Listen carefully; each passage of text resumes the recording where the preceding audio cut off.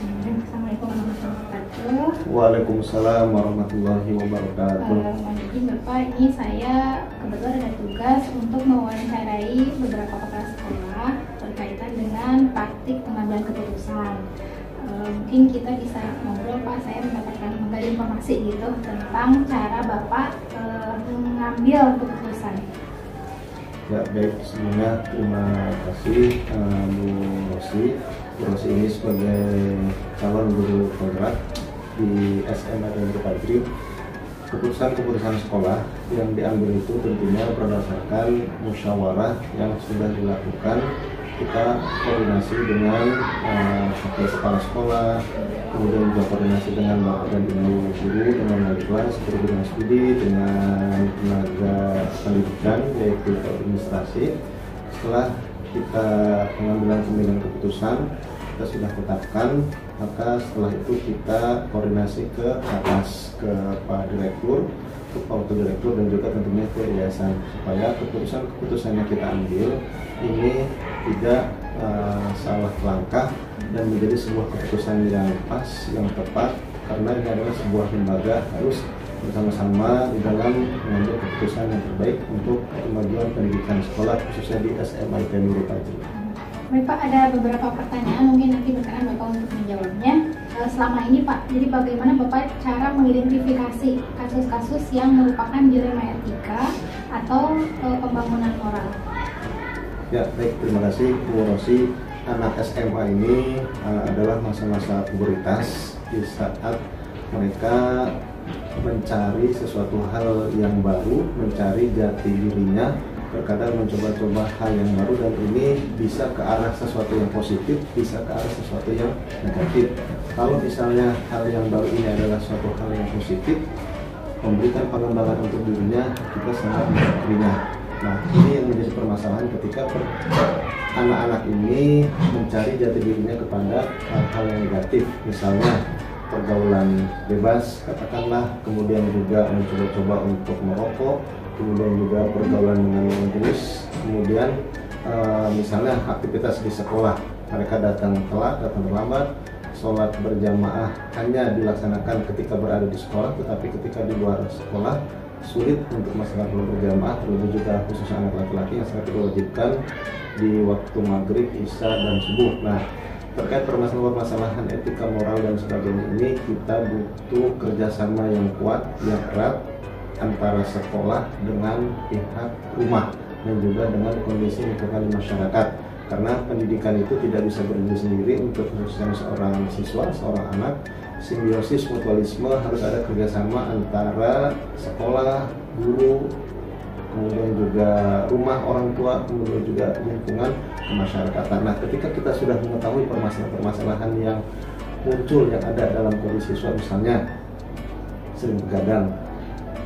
Kalau anak sudah sering begadang, tidur malam, sudah pasti ketika datang ke sekolah pasti akan telat terlambat. Kondisi di kelas pun pasti belajarnya tidak merasa nyaman, ngantuk, sulit untuk konsentrasi dan sebagainya. Nah, ketika permasalahan itu sudah kita identifikasi, kemudian kita coba sampaikan ke orang tua, ini permasalahan anak di sekolah seperti ini sudah teridentifikasi, sudah ketahuan, mohon kerjasamanya melalui prosedur-prosedur, misalnya wali kelas menyampaikan ke orang tua siswa, kemudian setelah itu menyampaikan ke BK, kemudian juga dengan ke kesiswaan, sampai dengan terakhir, kalau misalnya tidak ada perubahan dari anak, semua sudah kita lakukan, baru kepada kepala sekolah, nanti kerjasama dengan orang tua, komitmen secara tertulis, kemudian juga kalau misalnya harus diberikan surat peringatan, ya kita kasih surat peringatan pertama sampai dengan yang terakhir.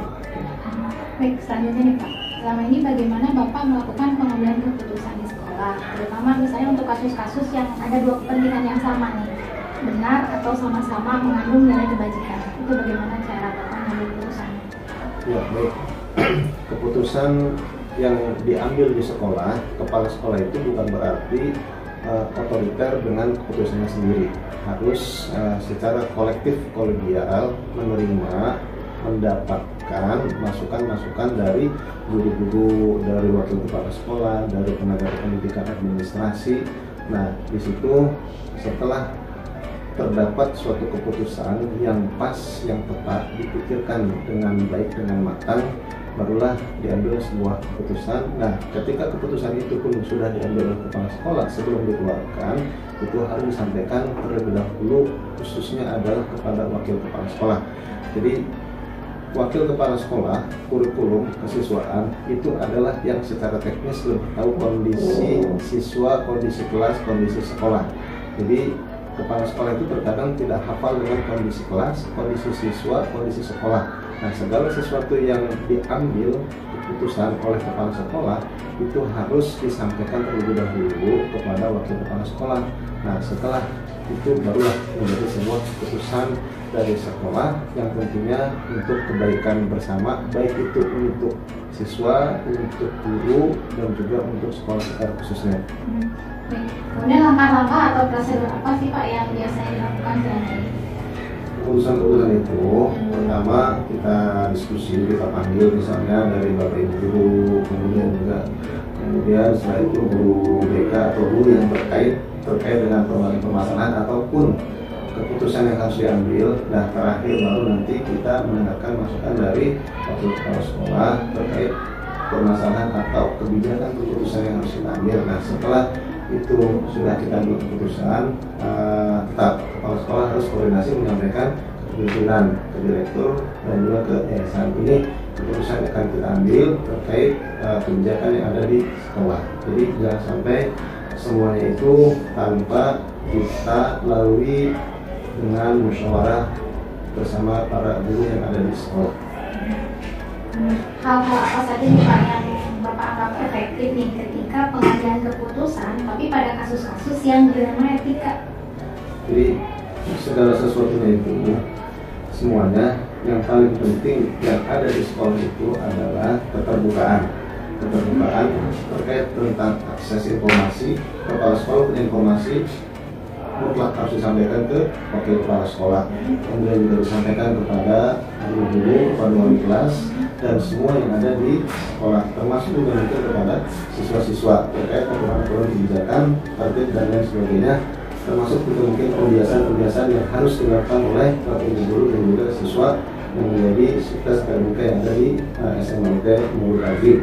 Nah, kalau sudah semuanya itu secara terbuka, open informasi yang disampaikan dari atas sampai dengan bawah atau dari bawah sampai dengan atas tidak diikuti, maka semuanya itu akan merasa aman, merasa nyaman, tidak ada yang terbebani kondisi kehidupan yang ada di sekolah ini, karena semuanya betul-betul secara terbuka, aturan-aturan tertulis secara jelas terkait kebiasaan, aturan, tertib, etika, moral, semuanya insya Allah akan diselesaikan dengan sebaik-baiknya, dengan semaksimal mungkin. Apa saja sih Pak tantangan Bapak nih dalam mengambil keputusan pada kasus-kasus yang dilema etika tadi? Tentunya banyak tantangan yang dihadapi oleh sekolah ketika harus mengambil keputusan. Yang paling berat adalah ketika semua aturan tata tertib itu sudah kita sampaikan ke siswa, kemudian ada siswa yang belum atau sulit untuk menjalankan dari aturan tata tertib pembiasaan yang ada di sekolah. Kita sudah komunikasi dengan orang tua, wali kelas, guru, dan studi, menyampaikan ke orang tua terkait permasalahan anak-anak.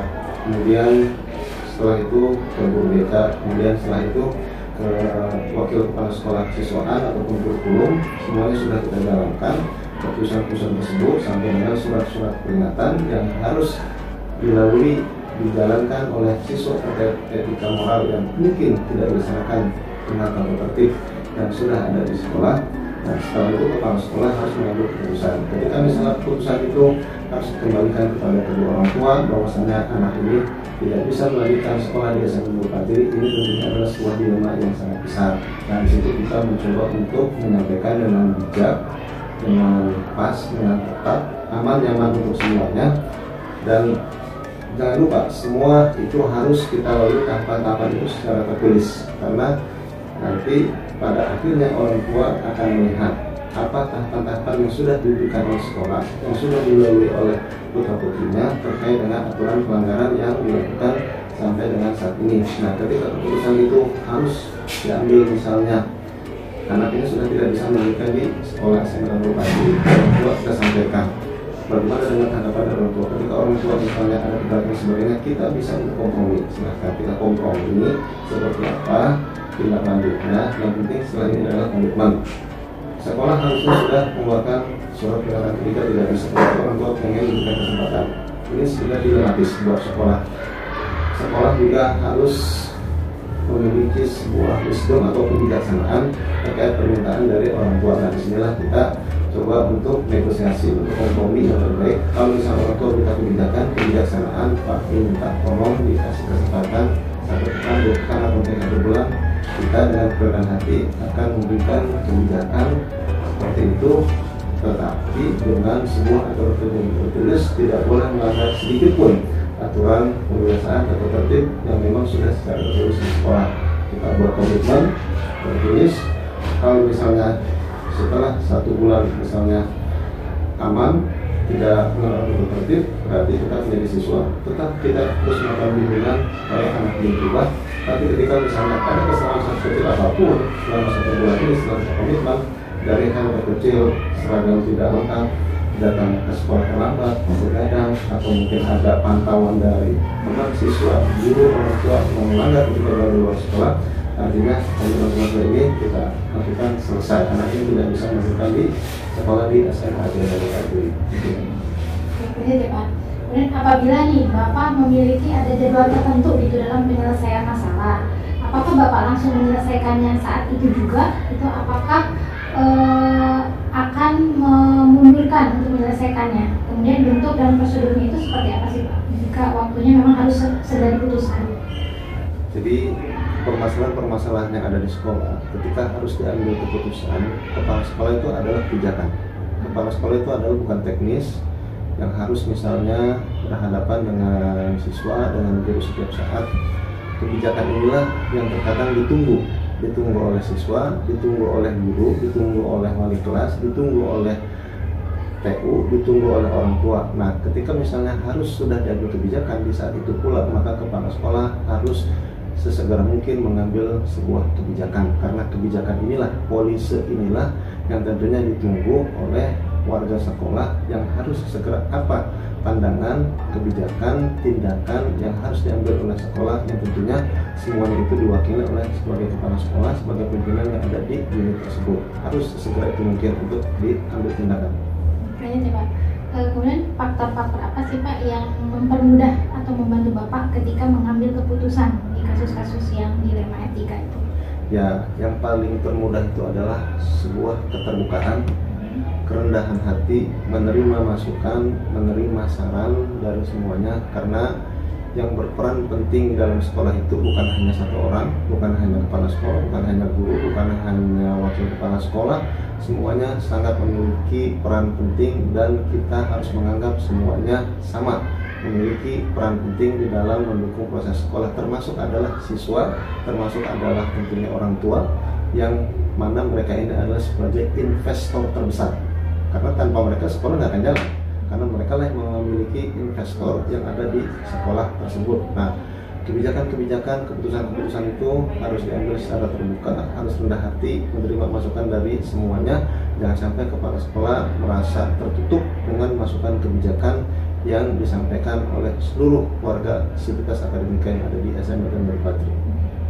Nah, terakhir nih Pak, dari semua hal yang tadi Bapak sampaikan, pembelajaran apa Pak yang bisa Bapak petik dari pengalaman selama ini ketika mengambil keputusan? Pengalaman yang pasti yang bisa diambil untuk semua guru mudah-mudahan adalah adanya sebuah keterbukaan. Jadi Bapak Ibu guru bisa melihat keterbukaan dari seorang sosok kepala sekolah di dalam menerima masukan, menerima saran. Itu yang pertama. Kemudian yang kedua adalah sebagai contoh suri tauladan bahwasanya kepala sekolah memiliki aturan kebijakan. Nah, aturan kebijakan yang dikeluarkan ini yang pertama kali melaksanakan paling maksimal nomor 1 adalah kepala sekolah. Jadi jangan sampai misalnya aturan kebijakan pembiasaan harus datang jam 6. Jadi kepala sekolah dulu nih yang datang nih pagi ini. Jangan sampai misalnya aturan kebijakan datang jam 6 tapi kepala sekolah datang paling telat. Itu contoh misalnya. Kemudian terkait misalnya pergaulan kemasyarakatan, aktif di kemasyarakatan, dan ini juga kepala sekolah harus menjadi contoh suri teladan bagi seluruh warga sekolah yang ada di SMA Tadul Kajik. Mungkin itu intinya, keterbukaan. Kemudian yang kedua adalah suri teladan, contoh tanggung jawab bagi seluruh warga sekolah. Baik Bapak, cukup pertanyaannya. Terima kasih atas waktunya. Assalamualaikum warahmatullahi wabarakatuh. Ya, baik, terima kasih Bu Rosi. Mudah-mudahan sukses untuk CGP-nya sampai dengan terakhir insya Allah di bulan April, diberikan kelancaran, kemudahan oleh Allah SWT. Assalamualaikum warahmatullahi wabarakatuh. Waalaikumsalam. Assalamualaikum warahmatullahi wabarakatuh. Pak Ade, gimana kabarnya hari ini Pak Ade? Waalaikumsalam warahmatullahi wabarakatuh. Alhamdulillah sehat Bu Rosi. Bagaimana Bu Rosi kabarnya? Alhamdulillah saya sehat Pak. Gini Pak, kebetulan saya ada tugas ini dari CGP, yaitu mewawancarai beberapa kepala sekolah terkait dengan praktik pengambilan keputusan. Mungkin nanti kita bisa ngobrol ya Pak, dimana saya bisa menggali informasi dan pengalaman Bapak sebagai kepala sekolah, bagaimana cara mengambil keputusan. Insya Allah siap Bu. Baik. Insya Allah kami siap membantu. Mudah-mudahan nanti apa yang Ibu sampaikan bisa saya jawab dengan sesuai ya dengan apa yang Ibu sampaikan kepada kami. Baik. Yang pertama nih Pak, bagaimana cara Bapak mengidentifikasi kasus-kasus yang merupakan itu dilema etika atau pembangun moral Pak? Baik Bu, kita harus tahu dulu apa itu dilema etika. Kalau sepemahaman saya, dilema etika itu adalah situasi di mana kita harus mengambil dari dua kasus yang memang di situ ada kebaikannya. Ya tentunya kita harus tahu dulu dari kasus itu apakah ada kebajikannya atau enggak. Nah ketika kedua-duanya ada kebajikannya atau kebaikannya, artinya benar versus benar, itu berarti dikategorikan dilema etika. Jadi kita mengidentifikasi dulu dari permasalahannya Bu. Mungkin seperti itu kalau yang saya lakukan. Baik. Kemudian selama ini Pak, bagaimana Bapak cara melakukan pengambilan keputusan di sekolah, terutama untuk kasus-kasus yang memiliki dua kepentingan Pak, misalnya sama-sama benar atau misalnya nilai kebajikan, itu seperti apa Pak? Baik Bu, ya tentunya ketika kita mengambil keputusan itu kan harus berdampak ya, harus berdampak dan tidak merugikan dari satu sisi. Apalagi ini dilema etika yang benar versus benar, kemudian ini sangat sulit ketika kita mengambil keputusan tersebut. Ya tentunya pertama saya melihat dari waktunya, apakah keputusan itu harus segera mungkin diambil ataukah bisa ditangguhkan dulu, artinya ada jeda atau gimana ya. Kemudian yang berikutnya adalah melakukan kolaborasi Bu, yang melakukan kolaborasi dengan teman-teman, karena terkadang ketika yang kita pikirkan itu tidak terpikirkan oleh kita, ketika kita berkolaborasi, artinya kita masukkan kepada orang lain, itu ada masukan dari orang lain, sehingga ya keputusan yang kita ambil nanti bisa bermanfaat untuk orang lain, artinya tidak salah satu dirugikan atau ya istilahnya tidak melanggar norma-norma yang ada. Artinya kebenaran harus kita tegakkan, kalau yang salah ya harus kita tekan itu salah gitu.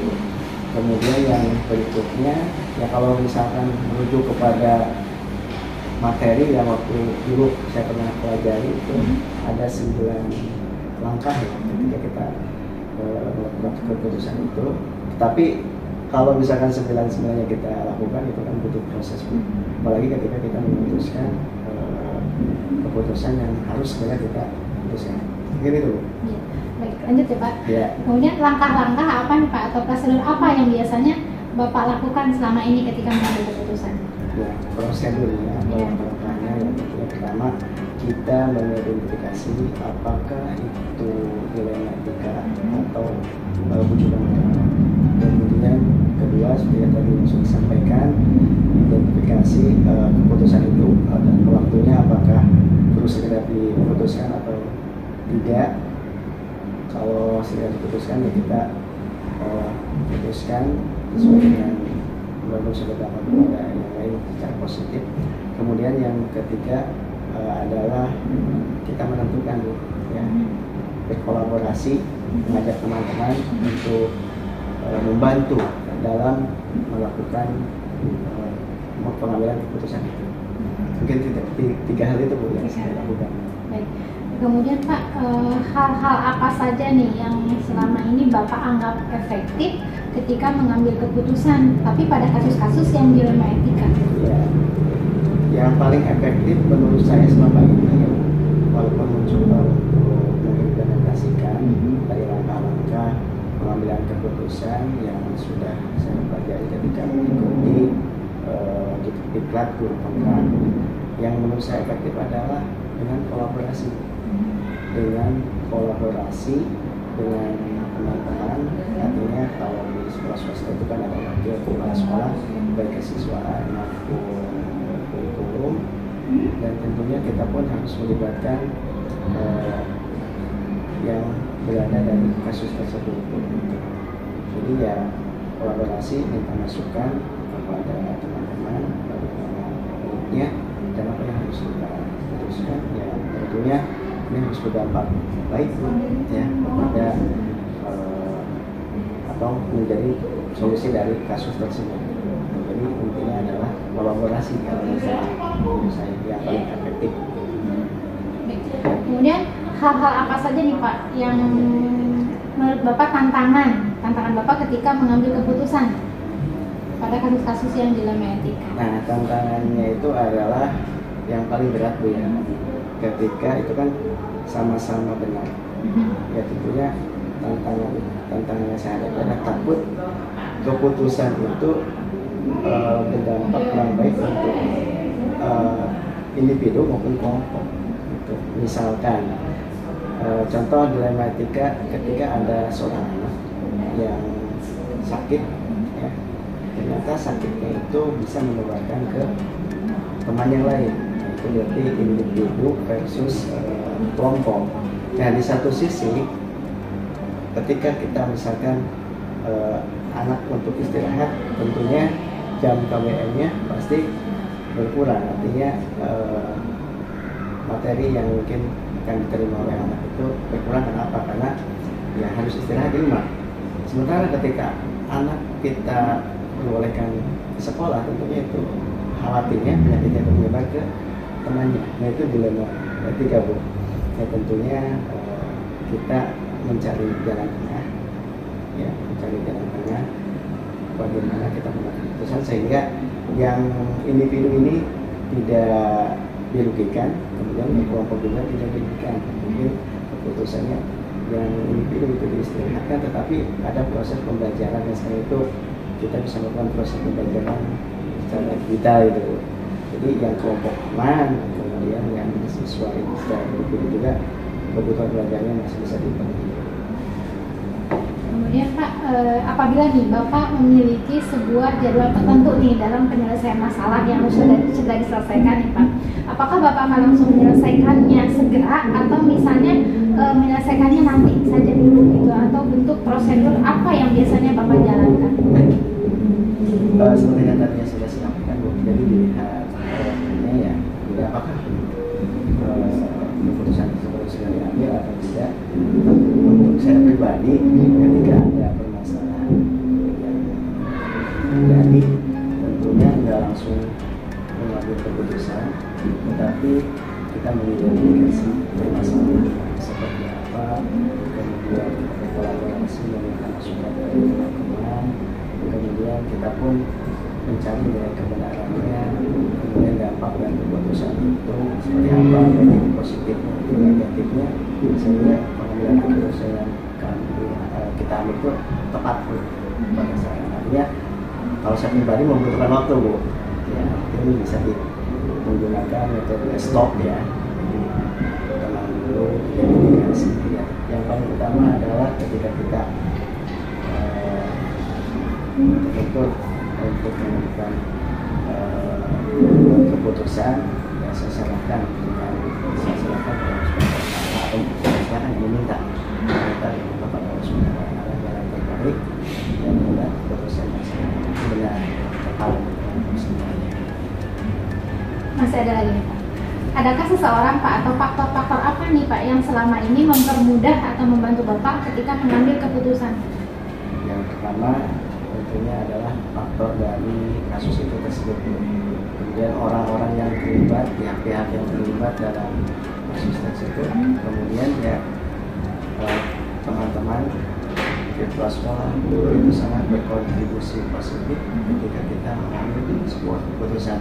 Karena ketika kita mengambil keputusan langsung tanpa ada koordinasi, tanpa ada kolaborasi, artinya ya kurang tepat menurut kita. Misalkan baik ya pada implementasinya baik menurut orang lain. Nah ini terakhir Pak, dari semua hal yang sudah Bapak sampaikan tadi, kira-kira pembelajaran apa nih Pak yang bisa Bapak petik dari pengalaman ketika Bapak mengambil keputusan di MIT? Pengalaman yang berharga hari ini, alhamdulillah bisa dijalani oleh salah satu calon guru kita dari SMA Teknologi Masih. Saya bisa diingatkan kembali tentang bagaimana cara pengambilan keputusan, khususnya ketika kasusnya di kita, karena itu paling sulit. Kalau dicoba orang kan gampang ya, ketika salah ya berarti jangan dibuat keputusan. Kalau dilema itu kan butuh kita mencari fakta. Intinya apa saya bisa terus keputusan. Tapi di sini Bu, kalau kita misalkan mengikuti langkah-langkah seperti yang ketika dekat itu tentunya butuh waktu sehingga mungkin hampir 2 tahun mengimplementasikan pengambilan keputusan berdasarkan metode tersebut ya itu tidak bisa semudah bahkan dalam artinya harus kita continue sering kita lakukan soal kita akan menjadi terampil. Baik Bapak itu saja, terima kasih atas waktunya. Terima kasih juga sudah berbagi dengan saya nih Pak tentang praktik pengambilan keputusan. Sama-sama Bu. Ya, baik saya pamit Bapak. Assalamualaikum warahmatullahi wabarakatuh. Waalaikumsalam.